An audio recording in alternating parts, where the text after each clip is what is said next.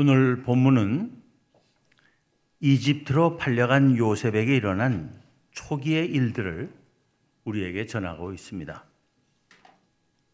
요셉이 어떻게 이집트에 팔려갔습니까? 요셉은 아버지 야곱이 그의 네 아내 중 유일하게 진정으로 사랑했고 본래 결혼하기를 원했던 라헬이 오랫동안 아이를 낳지 못하다가 뒤늦게 낳은 첫 아들입니다. 그러기에 야곱은 다른 세 아내에게서 낳은 10아들보다 노년에 얻은 요셉을 더 사랑했습니다. 그 때문에 요셉은 형들로부터 시기와 미움의 대상이 되지 않을 수 없었습니다.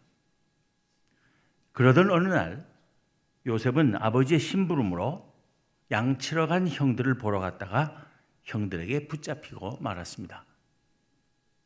형들은 처음에는 요셉을 죽여버리려고 했지만 어린 동생의 생명만은 해치지 말자는 맏형 루벤의 설득에 목숨을 살려주는 대신 이집트로 가는 미디안 상인들에게 팔아 넘긴 것입니다. 이집트로 끌려온 요셉을 미디안 상인들에게서 사서 그의 주인이 된 사람은 바로의 친위 대장인 보디발이었습니다. 보디발은 요셉을 자기 가정의 총무로 삼고 자기의 집과 모든 소유물을 다 그의 손에 위탁하였으며 자기가 먹는 음식 외에는 일체 간섭하는 일이 없었는데 요셉이 그 모든 것을 주관하게 된 때부터 보디발의 집과 소유물에 복이 넘쳤습니다. 그런데 그 주인이 왜 요셉을 옥에 가두게 되었습니까? 그의 아내 때문이었습니다. 용모가 빼어나고 아름다운 청년 요셉을 탐낸 여주인은 그를 유혹하여 잠자리를 같이 하려 했습니다. 요셉은 단호하게 거절했지만 여주인은 날마다 그에게 매달려 졸라댔고 그가 끝내 여주인의 유혹과 강청을 뿌리치자 여주인은 오히려 요셉이 자기를 희롱했다고 누명을 씌워 자기 남편에게 알렸습니다. 그 말에 주인은 심히 노하여 요셉을 잡아 옥에 가두고 만 것입니다. 요셉이 감옥에 갇혀서 무슨 일을 어떻게 했는지는 알 수 없으나 그는 간수장의 절대적인 신임을 얻게 되었습니다. 간수장은 죄수들을 다 요셉의 손에 맡기고 그 재반 사물을 요셉으로 하여금 처리하게 하였으며 그의 손에 맡긴 것은 무엇이든지 살펴보지도 않았습니다. 요셉의 이야기 속에서 우리는 몇 가지 사실을 확인할 수 있습니다. 첫째는 요셉은 언제 어디서나 성실하고 정직하며 충성스러웠다는 사실입니다.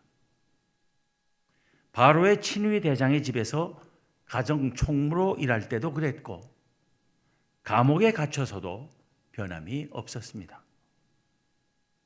요셉의 성실성과 정직성과 충성심은 재물 관리에 있어서만 아니라 도덕적인 자기 관리에 있어서도 그러했습니다.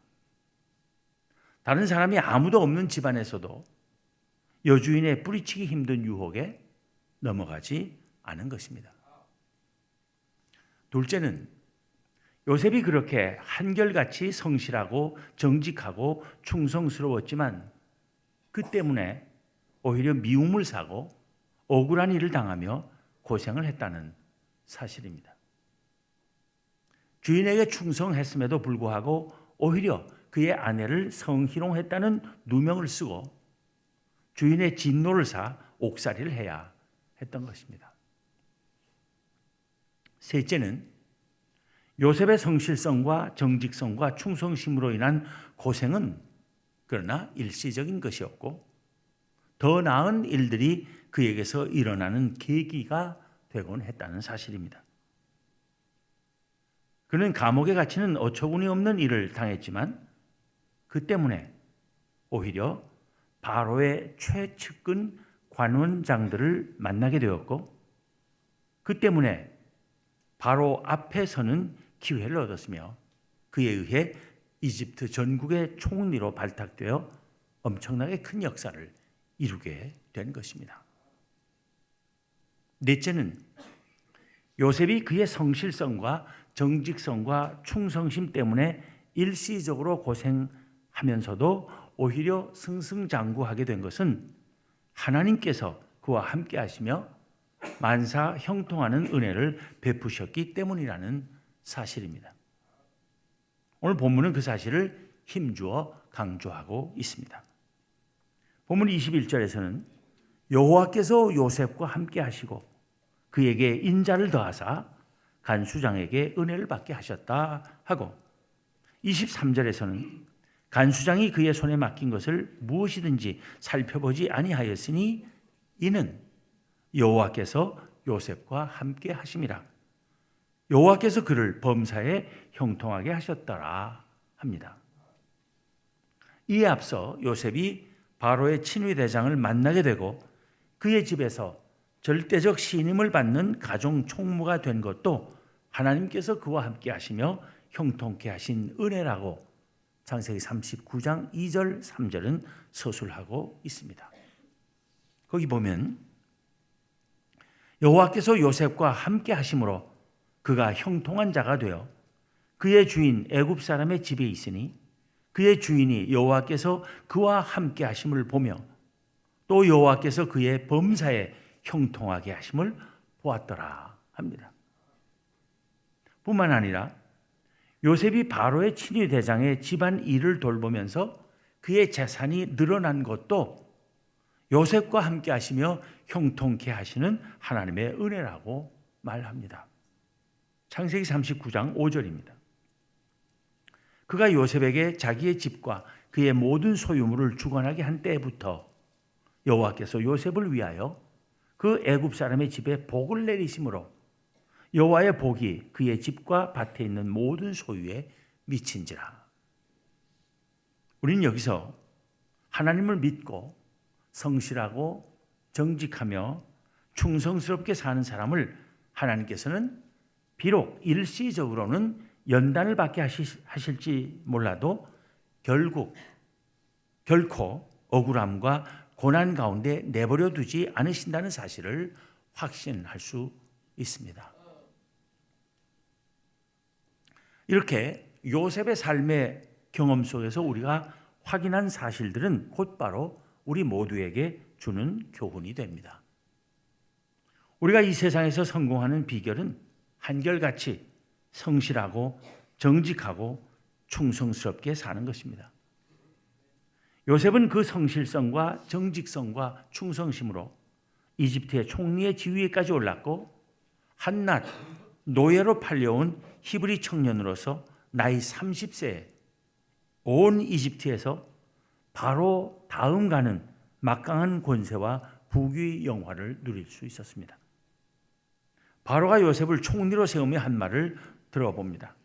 창세기 41장 38절부터 44절의 말씀입니다. 바로가 그의 신하들에게 이르되 이와 같이 하나님의 영에 감동된 사람을 우리가 어찌 찾을 수 있으리요 하고 요셉에게 이르되 하나님이 이 모든 것을 내게 보이셨으니 너와 같이 명철하고 지혜 있는 자가 없도다. 너는 내 집을 다스리라. 내 백성이 다 내 명령에 복종하리니 내가 너보다 높은 것은 내 왕좌뿐이니라. 바로가 또 요셉에게 이르되 내가 너를 애굽 온 땅의 총리가 되게 하노라 하고 자기의 인장 반지를 빼어 요셉의 손에 끼우고 그에게 세마포 옷을 입히고 금 사슬을 목에 걸고 자기에게 있는 버금 수레에 그를 태우매 무리가 그의 앞에서 소리 지르기를 엎드리라 하더라. 바로가 그에게 애굽 전국을 총리로 다스리게 하였더라.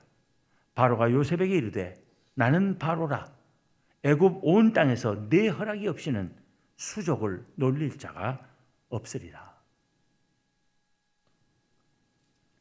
그런데 이 놀라운 역사에 있어서 우리가 다시금 기억해야 할 것이 무엇입니까? 사실 요셉의 성실성과 정직성과 충성심이 그를 이집트의 총리까지 되게 한 것이 아니라 그와 함께 하시며 은혜를 베푸시고 그에게서 범사가 형통하게 하신 하나님께서 그렇게 하셨다는 것입니다. 사실 이 세상에서 성실성과 정직성과 충성심이 우리에게 성공을 보장해 주지 않습니다. 오히려 그 때문에 미움을 사고 견제를 받으며 심지어는 중사 모략을 당하고 불이익과 고생을 감수해야 할 때가 많은 것이 이 세상입니다. 불성실하고 정직하지 않으며 간사한 자들이 더 빨리 출세하고 부와 명예를 얻는 경우가 많습니다. 그러나 그렇다고 성실성과 정직성과 충성심을 쉽게 내던져서는 안 됩니다. 혹 성실성과 정직성과 충성심 때문에 출세가 늦어지고 미움을 사고 견제를 받으며 심지어는 중상모략을 당하고 불이익과 고생을 겪게 된다 할지라도 포기하지 말아야 하는 것입니다. 성실하고 정직하고 충성스럽게 살려면 용기와 강한 의지와 인내가 필요하다는 것도 알아야 합니다. 그리고 무엇보다도 하나님께서 그런 사람들과 함께 하신다는 사실을 믿어야 하는 것입니다. 하나님께서 함께 하시는 사람에게는 반드시 좋은 일이 일어납니다. 일시적으로 역경과 고난이 있을지라도 그것은 더 좋은 일이 있기 위한 발판이고 기회임을 잊지 말아야 합니다. 하나님께서는 때로는 우리의 성실성과 정직성과 충성심을 시험하시고 더욱 연단하시기 위해 역경과 고난의 시기를 거치게 하십니다. 그 역경과 고난의 시기를 거치며 더욱 강인해진 믿음 위에 하나님께서는 복을 내리시고 당신의 사역에 귀하고 크게 쓰임받게 하시는 것입니다. 비록 우리의 성실성과 정직성과 충성심에도 불구하고 우리가 당하는 오해와 비난과 억울함과 고통에 대해 하나님께서 무관심하시고 침묵하시는 것 같이 여겨질 때라도 하나님의 선하심과 정의로우심과 사랑과 지혜와 권능을 의심해서는 안 됩니다. 하나님은 결코 의인의 고난을 외면하지 않으십니다. 하나님은 결코 악인의 형통함을 수수방관하지 않으십니다. 하나님께서는 침묵 속에서도 당신의 선한 뜻을 이루시고 당신의 놀라운 계획을 실현하시기 위하여 쉬지 않고 역사하십니다. 창세기 37장 2절에서 요셉의 이야기가 시작될 때 그의 나이가 17살이었습니다. 아버지 집에서 형들로부터 시기와 미움을 받기 시작한 날로부터 13년이라는 세월이 흘렀습니다. 정확히는 알 수 없으나 한창 젊었을 나이 10여 년을 서럽고 억울한 삶을 살았던 것입니다. 더욱이 감옥에서의 그의 마지막 2년은 참으로 야속한 세월이었을 것입니다. 그 세월 동안 하나님께서는 아무 말씀도 없으셨습니다. 위로의 말씀도, 잘 참으라는 말씀도, 조금만 있으면 좋은 일을 행하겠다는 말씀도 없으셨습니다. 아브라함과 이삭과 야곱에게는 하나님께서 직접 나타나셔서 말씀하시곤 했는데 요셉에게는 한마디도 직접 말씀하신 일이 없습니다. 그러나 요셉은 늘 하나님 앞에서 살았습니다. 바로의 친위대장 보디발의 집에서 가정 총무로 있을 때 요셉을 유혹하는 여주인의 강청을 거절하며 한 말이 무엇입니까? 내 주인이 집안의 모든 소유를 간섭하지 아니하고 다 내 손에 위탁하였으니 이 집에는 나보다 큰 이가 없으며 주인이 아무 것도 내게 금하지 아니하였어도 금한 것은 당신뿐이니 당신은 그의 아내임이라. 그런즉 내가 어찌 이 큰 악을 행하여 하나님께 죄를 지으리까? 였습니다. 아무리 보는 사람이 없다 해도 하나님 앞에 내가 서 있다는 것을 잊은 적이 없는 것입니다. 요셉과 같은 감옥에 들어온 바로의 두 관원장이 꿈을 꾸었으나 이를 해석할 자가 없다며 얼굴에 근심의 빛이 있을 때 요셉이 한 말이 무엇입니까? 해석은 하나님께 있지 아니하니까. 하나님께서 그 꿈을 해석해 주시리라 하는 것입니다. 요셉에게는 항상 하나님은 살아계시고 역사하신다는 생각이 분명히 있었던 것입니다. 바로 또한 꿈을 꾸고 그 해석을 위해 해몽을 잘한다는 요셉을 불러 세웠을 때도 요셉이 한 말이 무엇입니까? 내가 아니라 하나님께서 바로에게 편안한 대답을 하시리이다 였습니다. 또 바로의 꿈 이야기를 들은 요셉이 그 꿈을 해석하면서 말하기를 바로의 꿈은 하나라. 하나님이 그가 하실 일을 바로에게 보이심이니이다 했고 바로께서 꿈을 두 번 겹쳐 꾸신 것은 하나님이 이 일을 정하셨습니다. 하나님이 속히 행하시리라 했습니다. 또 요셉은 장가들어 얻은 첫 아들의 이름을 므낫세라 지으며 말하기를 하나님이 내게 내 모든 고난과 내 아버지의 온 집 일을 잊어버리게 하셨다 했고 둘째 아들을 낳고 그 이름을 에브라임이라 하면서 말하기를 하나님이 나를 내가 수고한 땅에서 번성하게 하셨다 했습니다. 이렇게 요셉은 하나님께서 아무 말씀이 없으셔서도 늘 그 마음과 생각이 하나님과 함께 했던 것입니다. 하나님께서는 말씀은 없으셨지만 아무 일도 안 하시고 가만히 계신 것은 아니었습니다. 이미 인용한 창세기 39장 2절 3절에서 여호와께서 요셉과 함께 하심으로 그가 형통한 자가 되어 그의 주인 애굽 사람의 집에 있으니 그의 주인이 여호와께서 그와 함께 하심을 보며 또 여호와께서 그의 범사에 형통하게 하심을 보았더라 했고 오늘 본문에서는 요셉이 옥에 갇혔으나 여호와께서 요셉과 함께 하시고 그에게 인자를 더하사 간수장에게 은혜를 받게 하심에 간수장이 옥중 죄수를 다 요셉의 손에 맡김으로 그 재반 사물을 요셉이 처리하고 간수장은 그의 손에 맡긴 것을 무엇이든지 살펴보지 아니하였으니 이는 여호와께서 요셉과 함께 하심이라. 여호와께서 그를 범사에 형통하게 하셨더라 합니다. 직접 말씀이 없으셔도 하나님께서는 하실 일을 다 하고 계셨던 것입니다.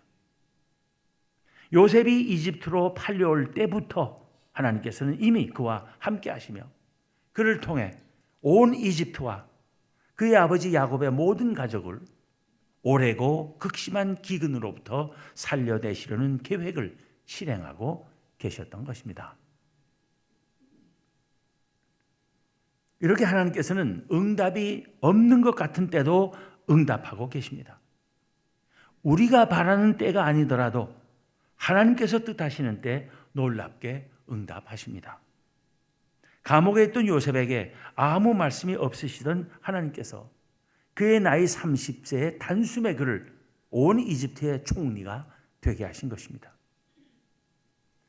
젊었을 때에 억울했던 10여 년의 세월은 길게 느껴질 수도 있지만 30세에 이집트의 총리가 되어 110세까지 사는 동안 무려 80년을 이집트에서 바로의 버금가는 부귀 영화를 누린 것에 비하면 잠시의 연단의 세월에 불과하다 할 수 있는 것입니다. 하나님께서는 그렇게 요셉의 억울함과 고생을 다 갚아주셨을 뿐 아니라 그의 조상 아브라함에게 말씀하시기를 땅의 모든 족속이 너로 말미암아 복을 얻을 것이라 하신 언약을 요셉을 통해 이루신 것입니다.